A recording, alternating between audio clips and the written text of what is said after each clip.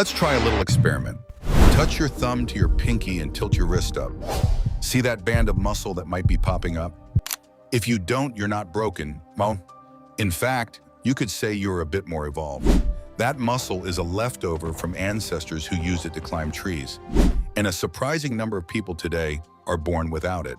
Your body is packed with these evolutionary leftovers. And today, we're counting down 9 body parts that evolution seems to have left behind. Your body is an incredible machine, fine-tuned over millions of years. These aren't mistakes. They're echoes of a deep past you carry around every single day. Scientists call them vestigial structures, relics from a time when our ancestors lived very different lives. From phantom tails to muscles that barely move, your body is a living museum of natural history. So let's go check out the exhibits. Kicking off our list is something that sounds like it's straight out of a sci-fi movie. The vomeronasal organ, or VNO, also known as Jacobson's organ. In animals like snakes, cats, and horses, this is a powerful pheromone detector, a secret sense for finding mates, tracking prey, and navigating their social world. So do you have one? Yep, you almost certainly do. In the human embryo, this organ starts to develop, with nerve pathways heading toward the brain. But then evolution seems to hit the pause button. In most adults, the genes that would make this organ fully functional have mutated, and it's generally considered non-functional. So for now, it remains a phantom sense, a ghostly whisper from our more primal past. Ever watch a cat or a dog swivel its ears like a radar dish to pinpoint exactly where a sound is coming from? They do that with a set of muscles called the auriculars. And guess what? You have them too. At number 8 are the muscles that were once your very own biological sound trackers. For our distant ancestors, being able to move their ears independently was a huge advantage for survival. It let them locate the rustle of a predator or the call of a mate without turning their head and giving away their position. Today, for most of us, they're pretty much retired. Very few people can consciously wiggle their ears, and even if you can, it's nothing like the precise swiveling our furry cousins can do. But here's the kicker, they aren't completely offline. Even if you can't move your ears on command, research shows your brain still tries to use them. When you're straining to hear something, these muscles show tiny, involuntary flickers of electrical activity. It's your brain subconsciously trying to use its old, forgotten hardware to get a better signal, a reflex from a bygone era. Number 7 is a feature you don't even have anymore, but you absolutely used it. This is the palmar grasp reflex. If you place your finger in a newborn's palm, they'll grip it with surprising strength. This isn't a choice, it's a deep, primitive reflex. For a modern baby, it's a cute party trick. But for the infants of our primate ancestors, it was a lifeline. Imagine a mother covered in fur, needing her arms free to climb through the forest. Her baby's survival depended on its ability to cling to her fur from the moment it was born. That powerful, involuntary grip was the difference between holding on and a dangerous fall. This reflex is so strong in human newborns that many can support their own body weight for a few moments, a direct inheritance from our tree-dwelling past. The reflex typically fades after the first few months, but it's not just disappearing. It's laying the groundwork for our future. The neural pathways forged by this involuntary action are the foundation for the voluntary grasping and fine motor skills we develop later. It's a great example of evolution repurposing an old tool for a new job. Coming in at number 6 are the tiny muscles behind a universal human experience, goosebumps. These are the erector pili muscles. Every single hair on your body has one of these microscopic muscles attached to its follicle. When you get cold or feel a sudden jolt of fear, these muscles contract, pulling the hair so it stands on end. For our ancient furry ancestors, this was brilliant. Fluffing up their coat trapped a layer of air for insulation against the cold. It also made them look bigger and more intimidating to a predator. Think of a spooked cat. For us relatively hairless humans, it does, well, not much. Without a thick coat of fur, raising our sparse body hair gives us no real warmth and doesn't scare anything away. But here's an incredible new insight. These useless muscles might be important for your hair's future. Recent research has found a direct link between the erector pili muscle and hair follicle stem cells. There's a growing idea that the muscle's contraction, the goosebump itself, could play a role in stimulating these stem cells, potentially helping with long-term hair regeneration. So, a feature that's obsolete for warmth might have been given a new job, helping to maintain the very hair it can no longer effectively lift. Take a look in the mirror at the inner corner of your eye. You'll see a small pinkish fold of tissue. That little fold at number 5 is the plica semilunaris, and it's what's left of a third eyelid. In countless other species, from birds and reptiles to sharks and even mammals like cats, this is a fully functional nictitating membrane. It's a translucent eyelid that sweeps across the eye sideways. It's an amazing evolutionary multi-tool. It protects the eye, adds moisture, and in some animals, even acts like built-in goggles. Today, all we have is that tiny fold. But vestigial doesn't always mean completely useless. The plica semilunaris helps with tear drainage and allows your eyeball to move freely.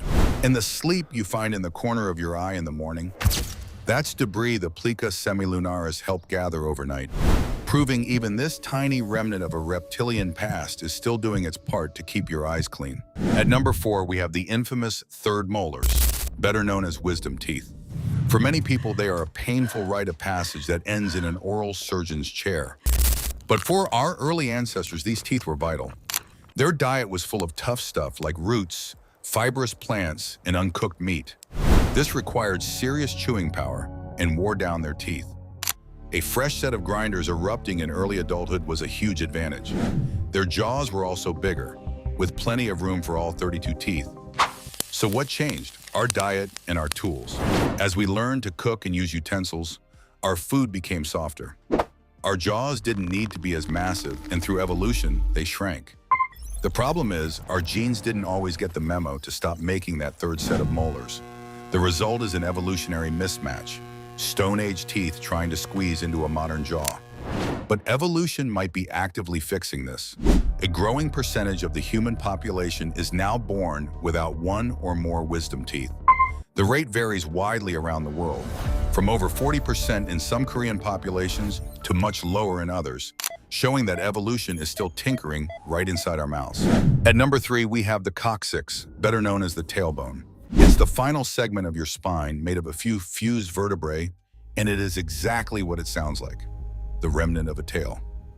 Our primate ancestors had tails that were essential for balance as they moved through the trees. But in the ape lineage, sometime around 20 to 25 million years ago, the tail disappeared. As our ancestors began walking upright, the need for a tail for balance vanished. However, the genetic blueprint for a tail is still there.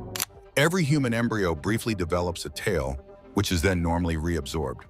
On very rare occasions, a baby is born with a soft vestigial tail, a direct throwback to our ancient past. But don't call the tailbone useless. Evolution is thrifty. Once the external tail was gone, the remaining bones were repurposed. Today, your coccyx is a critical anchor point for muscles and ligaments of the pelvic floor, which are vital for supporting your organs. So the ghost of your ancestral tail now plays a key role in literally holding you together. For a long time, the appendix was the poster child for useless body parts. This small pouch attached to the large intestine seemed to do nothing but get inflamed and cause appendicitis.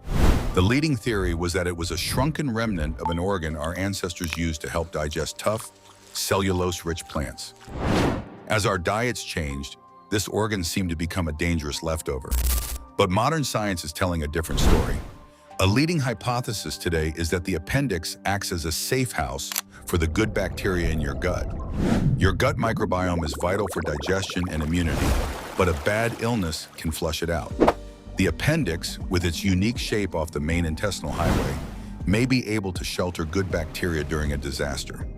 After the illness passes, these bacteria could emerge to help repopulate the gut. So what was once seen as an evolutionary flaw is now being reconsidered as a clever biological backup system.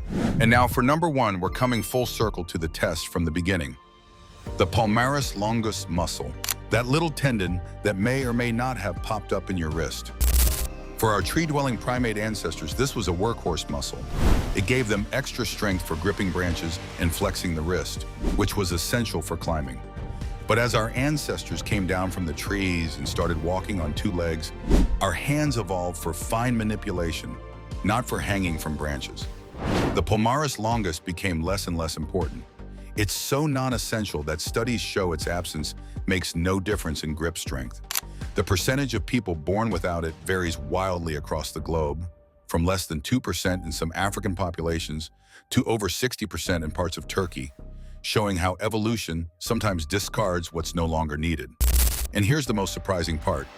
Because it's considered so expendable, the palmaris longus is a gift to modern medicine.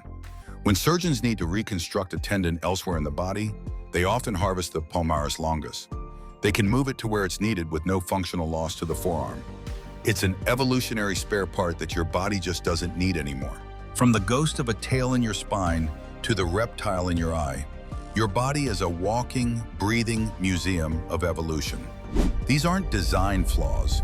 They're the fossil record of your own deep history, written right into your anatomy. It's proof that evolution isn't aiming for perfection. It's just about what's good enough to make it to the next generation, carrying all the baggage of the past along for the ride. So, which of these evolutionary leftovers do you have? Does the tendon pop up in your wrist?